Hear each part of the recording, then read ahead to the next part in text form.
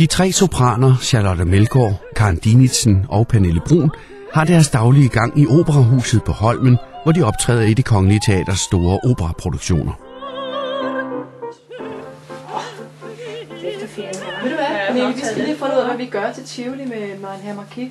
I sommeren 2003 debuterede de i Tivoli som de tre kongelige sopraner, og siden har de været højdepunktet ved utallige arrangementer rundt om i landet.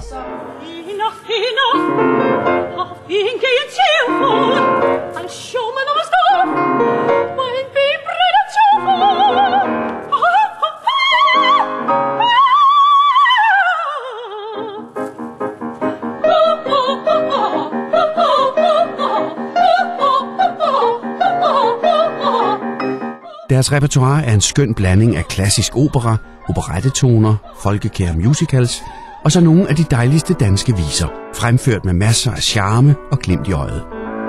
Vores lille sjove klone, den er klart så sjov, som man gik rundt og troede. Det er alfa noget, som vi tre er enige om. Vi har efter bedste mening, den er vores egen lille sangforening. Vi går ud og bærer godt, og synger kort og godt. En lun aften i august 2005 satte de tre kongelige sopraner så igen deres stampublikumsstævne i Tivoli.